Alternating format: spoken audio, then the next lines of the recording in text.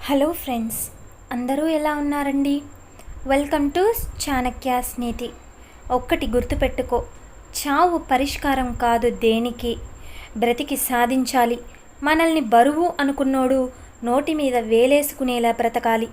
నువ్వు పోతే జీవితాంతం ఇక్కడ ఎవ్వడూ గుర్తుపెట్టుకోడు. ఉరుకుల పరుగుల జీవితం 2 కన్నీటి బొట్లు కార్చగలదు. కాలే నీ కంటని చూడగలదు. అంతే. తెల్లారితే మళ్ళీ అంతా మామూలే. ఎవడికి ఉండవు ఇబ్బందులు, ఎవడికి లేవు బరువు బాధ్యతలు. బ్రతకాలి బరువైన బాధలున్నా, పరీక్షలు ఎదురవుతున్నా.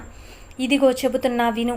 ఇక్కడ ఎన్ని అగచాట్లు పడినా, ఎన్ని నిందలు మోసినా పర్వాలేదు, ఎన్ని మోసాలు చేసినా పర్వాలేదు, కానీ నీ జేబు బరువు ఎక్కితే చాలు, అంతా మామూలే. గుర్తుపెట్టుకో, అప్పటి వరకు నువ్వు పనికిరావు అన్నవాడు నీ అడుగులకి మడుగులు ఒత్తుతాడు.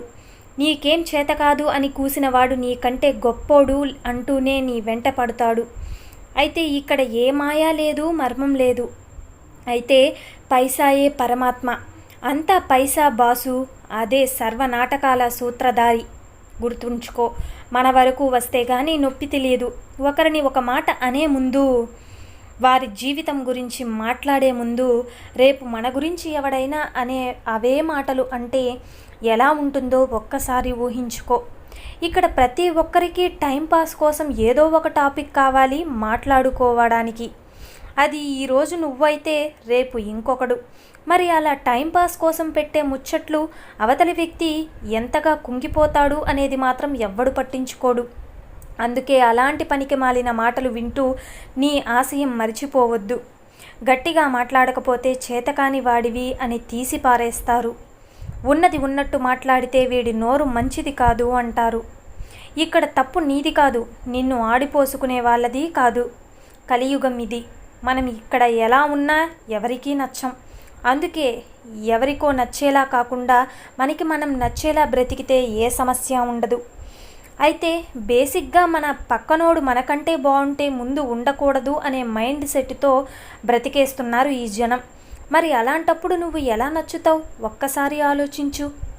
అయితే ఏం చేసుకుంటావంత డబ్బు? చచ్చినప్పుడు మీద వేసుకుని పోతావా అంటాడు ఒకడు. డబ్బుదేముందిరా, కుక్కలు కొడితే వస్తుంది అంటాడు ఒకడు. డబ్బులు ముఖ్యం కాదు, మనిషి ముఖ్యం రా అంటూ గొప్ప చెబుతాడు ఇంకొకడు.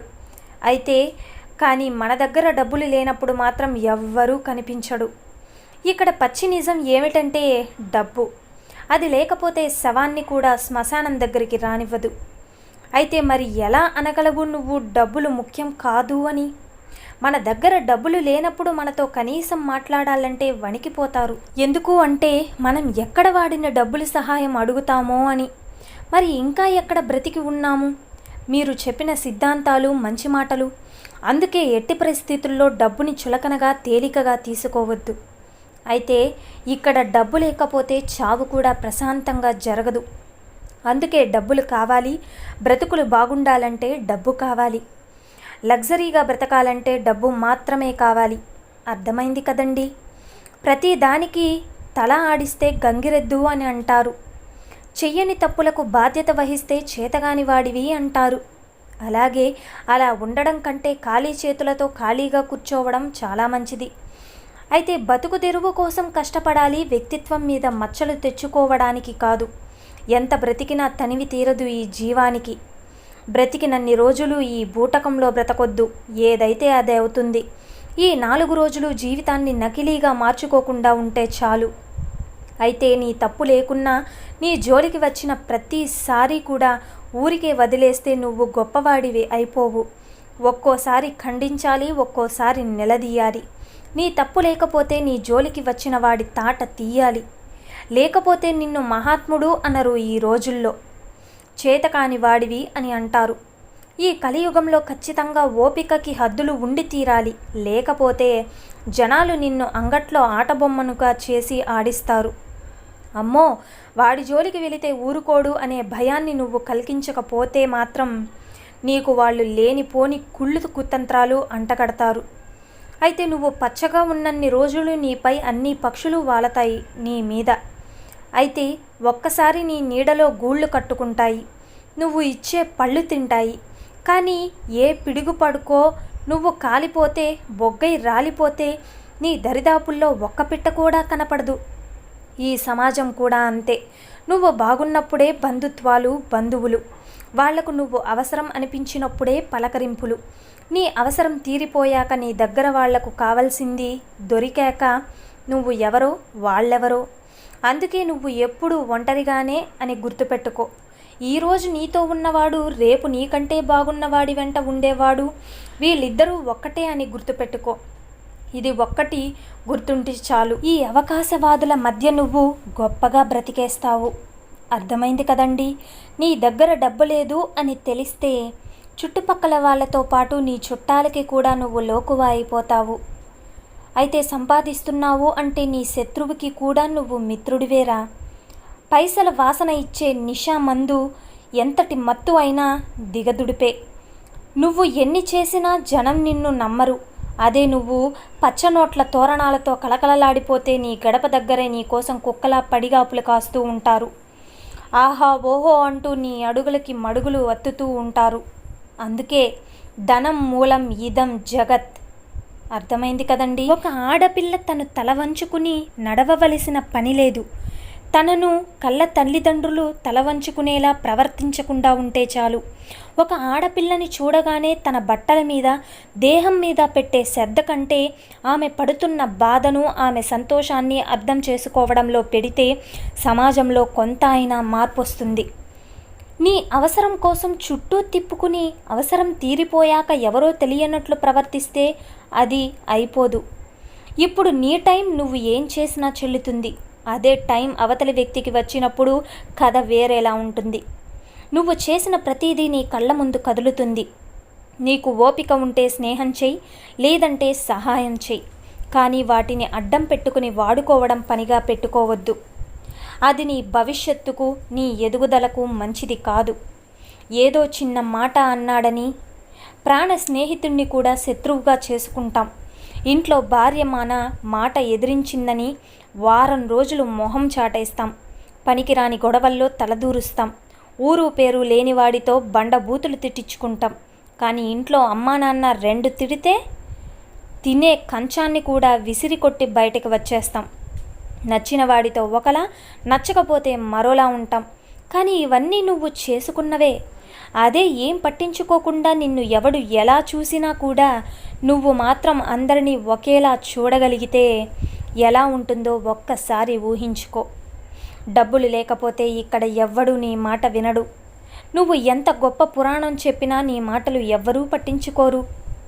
అదే నువ్వు ఒక్క సాయంత్రం ఒక 5 స్టార్ అంటే ఎదిగిపోతే ఒక రేంజ్లో నువ్వు ఎన్ని సొల్లు కబుర్లు చెప్పినా చప్పట్లు కొడుతూ వింటారు. ఇక్కడ నీకు నీ మాటలకు విలువ ఇచ్చేలా చేసేది డబ్బు. డబ్బు లేనప్పుడు కూడా నీకు విలువ ఇచ్చేది నీ జీవన విధానం.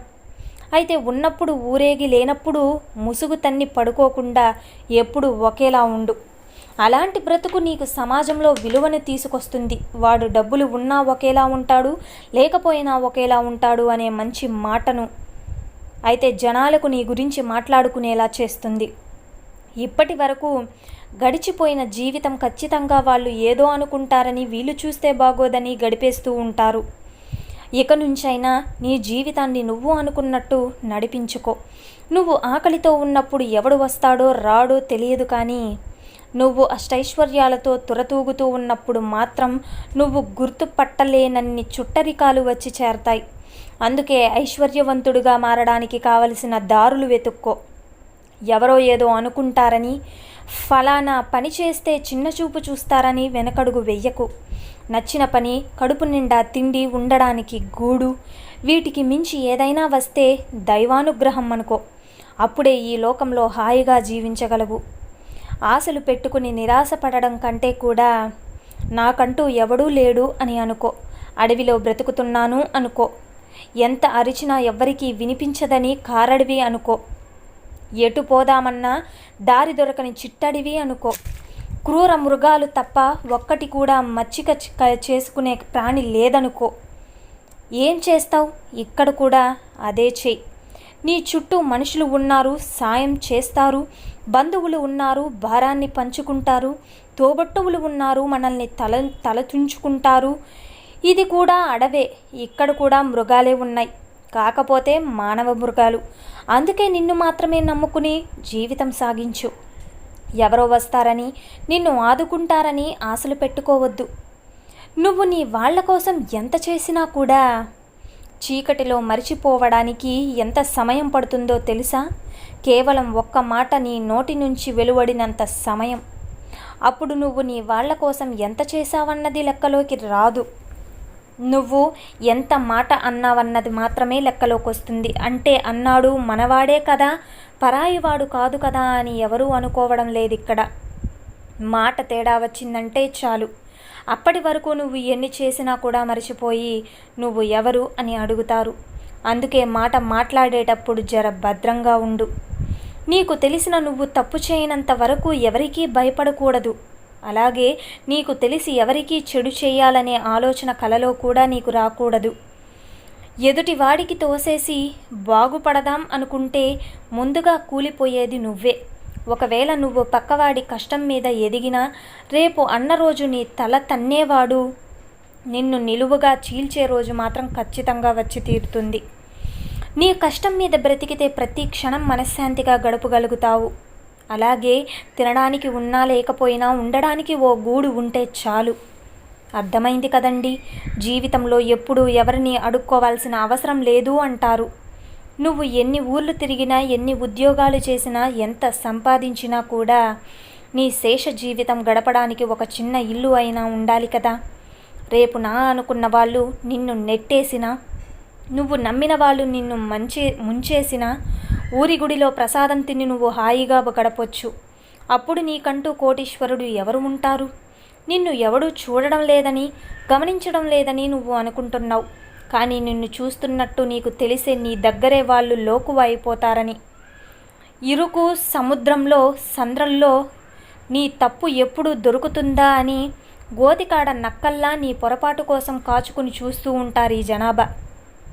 ఎందుకంటే వాడు నీకు ఎదురుపడలేడు, అంత ధైర్యం వాడికి లేదు. అందుకే నిశితంగా నిన్నే చూస్తుంటాడు.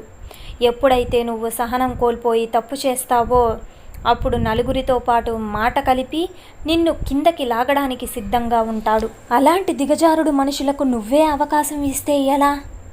అందుకే ఎట్టి పరిస్థితుల్లోనూ నువ్వు సహనం కోల్పోవద్దు. అయితే నాకు తెలిసి నేను ఎవరికీ ఏ అన్యాయం చెయ్యలేదు, మరి నాకే ఎందుకు ఇలా జరుగుతుంది అని నువ్వు అనుకోవచ్చు. నాకే ఎందుకు ఇలా జరుగుతుంది అని కానీ కేవలం అది నీ భ్రమ మాత్రమే.